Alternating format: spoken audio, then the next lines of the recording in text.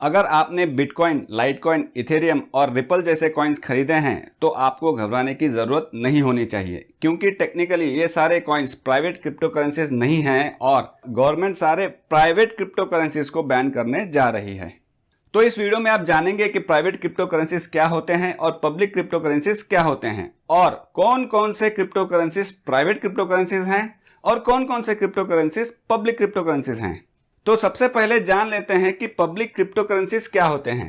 जितने भी blockchain based crypto currencies हैं उनमें आप कुछ हद तक एनोनिमस या अज्ञात रह सकते हैं, लेकिन आपके ट्रांजैक्शंस को ट्रेस किया जा सकता है और ट्रांजैक्शंस को लिंक भी किया जा सकता है उसके यूजर के साथ। जैसे इसी साल अमेरिका में कोलोनियल पाइपलाइन रैंसमवेयर अटैक में कोलोनियल पाइपलाइन नाम की जो कंपनी है उनको एक हैकर्स के ग्रुप को फिरौती के रूप में 75 बिटकॉइंस देने पड़े थे, क्योंकि उन हैकर्स ने कंपनी के कंप्यूटर सिस्टम को शट डाउन कर दिया था और ये फिरौती बिटकॉइन के रूप में मांगी थी।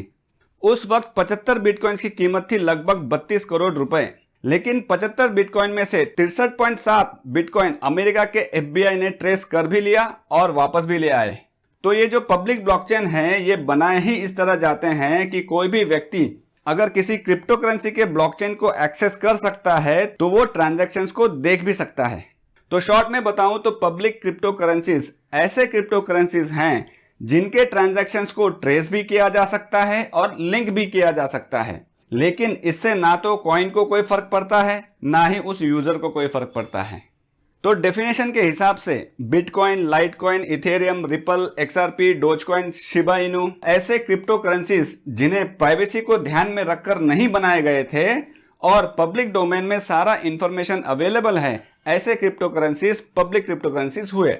अब प्राइवेट क्रिप्टो करेंसीज के बारे में बताने से पहले यह क्लियर कर दूं कि इस वीडियो में मैं जो बता रहा हूं वो प्राइवेट और पब्लिक क्रिप्टो करेंसी का टेक्निकल डेफिनेशन है, लेकिन हमारे गवर्नमेंट के हिसाब से प्राइवेट क्रिप्टो करेंसी क्या है ये तो हमें आगे ही पता चलेगा। अब ये भी हमें आगे पता चलेगा कि बैन करेंगे तो करेंगे कैसे, क्योंकि एक वॉलेट से दूसरे वॉलेट में क्रिप्टो करेंसी भेजना ऐसे ही होता है जैसे एक फोन से दूसरे फोन में एक फोटो भेजना। और किसी तरह गवर्नमेंट बैन करती भी है तो जिन्हें इस्तेमाल करना है वो हो सकता है कि वर्चुअल प्राइवेट नेटवर्क या VPN का इस्तेमाल कर लें।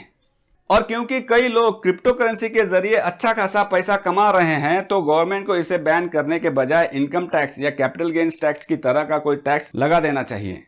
कई लोग अपने पूरे जीवन में जो पैसा नहीं कमा पाते वो कुछ ही सालों में क्रिप्टो करेंसी के माध्यम से कमा चुके हैं, और कई लोगों ने तो कुछ महीनों में ही कमा लिए और कुछ ने तो कुछ दिनों में और कुछ लोगों ने कुछ घंटों में ही ढेर सारे पैसे बना लिए। तो इस पर टैक्स लगाना शायद ज्यादा बेहतर रहेगा बैन करने के बजाय। अब देखते हैं प्राइवेट क्रिप्टो करेंसी की लिस्ट और प्राइवेट क्रिप्टो करेंसीज क्या होते हैं। प्राइवेट क्रिप्टो करेंसीज वो क्रिप्टो करेंसीज होते हैं जिनको शुरुआत से ही इस हिसाब से डिजाइन किया जाता है कि यूजर्स की प्राइवेसी को मेंटेन करके रख सकें और ट्रांजैक्शंस कहां से कहां हुआ है या कितने कॉइन्स का हुआ है ये पता ना चल सके। तो इसके यूजर्स कौन है, उसने कितने कॉइन्स कहां भेजे या कितने कॉइन्स कहां से लिए, ये जानकारी ऐसे प्राइवेट क्रिप्टो करेंसीज नई नई टेक्नोलॉजी को विकसित करके छुपाने की कोशिश करते हैं। लेकिन ये क्रिप्टो करेंसीज भी पब्लिकली अवेलेबल होते हैं, सिर्फ ये कुछ जानकारी छुपाते हैं। तो प्राइवेट क्रिप्टो करेंसी की लिस्ट आपके सामने है और इनमें से कुछ पॉपुलर प्राइवेट क्रिप्टो करेंसीज हैं डैश, मोनेरो की XMR और Zcash। और शायद गवर्नमेंट ऐसे ही क्रिप्टो करेंसीज को बैन करने की बात कर रही है, लेकिन एक्चुअल में होगा क्या ये तो हमें आगे ही पता चलेगा। वीडियो अच्छी लगी हो तो लाइक और शेयर जरूर करें और क्रिप्टो रिलेटेड लेटेस्ट अपडेट्स को पाते रहने के लिए चैनल को सब्सक्राइब करके बेल आइकन को दबा दीजिए। धन्यवाद।